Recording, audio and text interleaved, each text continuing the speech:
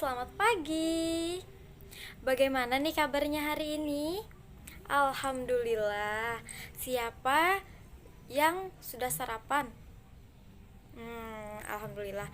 Dan siapa yang semangat belajarnya pada pagi hari ini? Wah, hebat sekali, semangat semuanya. Siapa yang sudah tidak sabar ingin belajar? Wah, semuanya sudah tidak sabar, hebat sekali.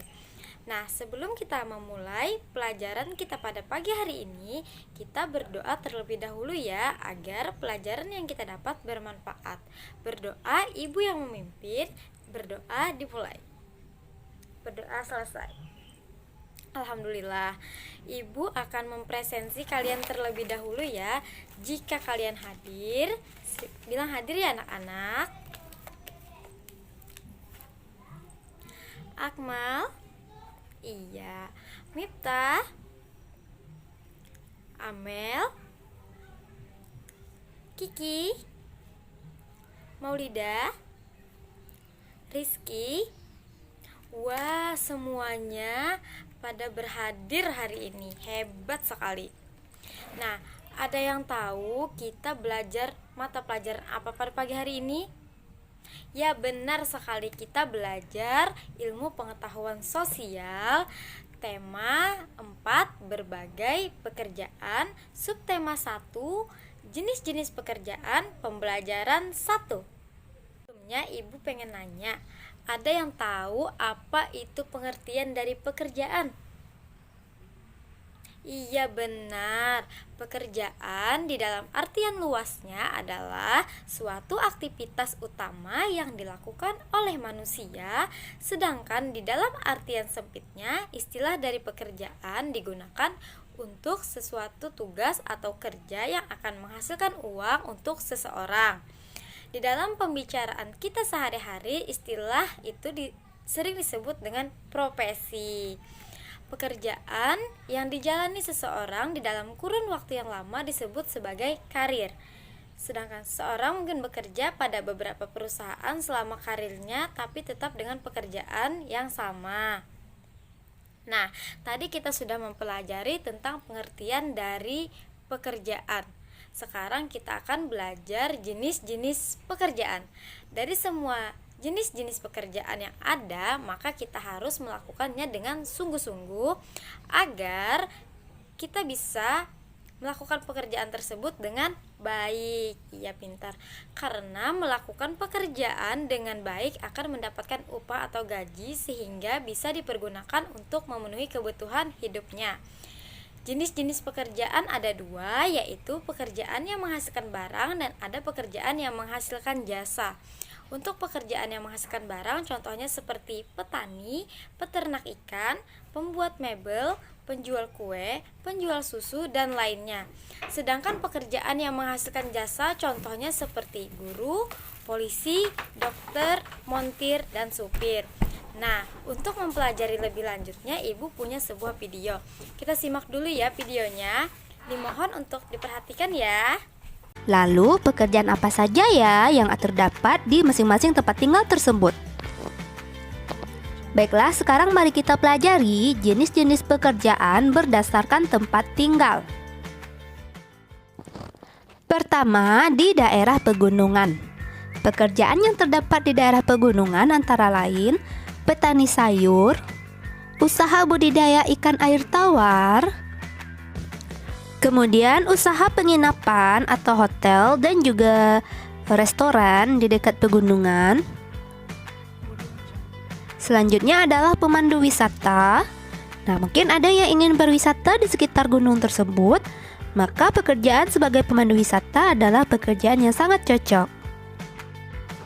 Selanjutnya adalah penyuluh pertanian untuk membantu dan mengawasi para petani agar hasil pertaniannya semakin bagus. Pekerjaan berikutnya yaitu usaha kuliner atau usaha makanan di dekat-dekat pegunungan seperti kafe, restoran, dan sebagainya. Kemudian bisa juga usaha-usaha peternakan seperti beternak sapi, kuda, kambing, dan lain-lain. Kemudian, apa sajakah jenis pekerjaan yang terdapat di daerah dataran rendah? Mari kita lihat bersama-sama. Pertama yaitu petani padi. Kemudian ada pedagang. Dan ada usaha di bidang industri. Dan juga ada usaha di bidang kuliner seperti restoran dan rumah makan.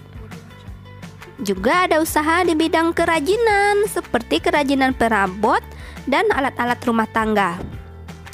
Dan ada peternakan seperti peternakan ayam, sapi, bebek, dan lain-lain. Selain itu, ada juga pekerjaan di bidang jasa. Pekerjaan di bidang jasa yang tidak membutuhkan gelar, misalnya tukang ojek, sopir, dan montir.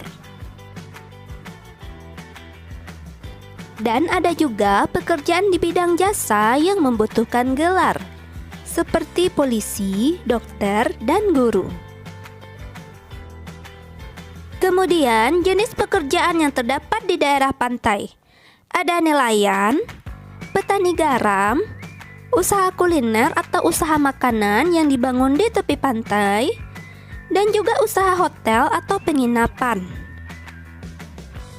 Demikianlah anak-anak jenis-jenis pekerjaan berdasarkan tempat tinggal. Nah, setelah kalian melihat videonya, apakah kalian sudah bisa membedakan mana itu pekerjaan yang ada di pegunungan, dataran rendah, dan pantai? Mengapa di pegunungan banyak pekerjaan seperti pekebun atau petani? Ya benar, karena tanah yang sangat subur sehingga memudahkan mereka untuk ditanami berbagai macam sayur-sayuran serta buah-buahan. Untuk yang di dataran rendah, pekerjaannya lebih bervariasi karena letak geografisnya yang sesuai dengan berbagai aktivitas ekonominya seperti pertanian, peternakan, perkantoran, industri, perdagangan, perkebunan, dan lainnya. Dan sedangkan yang di pantai banyak menjadi nelayan karena letaknya yang sangat dekat dengan laut. Dan ada juga sebagai petani garam dari air laut yang dikeringkan dengan bantuan sinar matahari atau panasnya matahari. Garam nantinya akan mereka jual untuk memenuhi kebutuhan mereka. Selain itu ada juga sebagai pedagang, pemandu wisata, penyediaan tempat tinggal seperti contohnya di Pantai Kuta Bali. Nah, bagaimana? Apakah kalian sudah memahami tentang materi jenis-jenis pekerjaan? Oke, hebat sekali. Sebelumnya, Ibu memiliki soal evaluasi. Mohon disimak dan dicatat terus dikerjakan ya. Yang pertama, apa yang dimaksud dengan pekerjaan?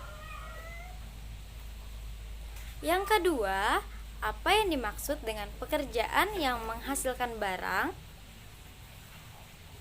Yang ketiga, apa yang dimaksud dengan pekerjaan yang menghasilkan jasa? Oke, yang keempat, berikanlah 5 buah contoh pekerjaan yang menghasilkan barang dan pekerjaan yang menghasilkan jasa. Untuk soal evaluasinya, Ibu tunggu ya.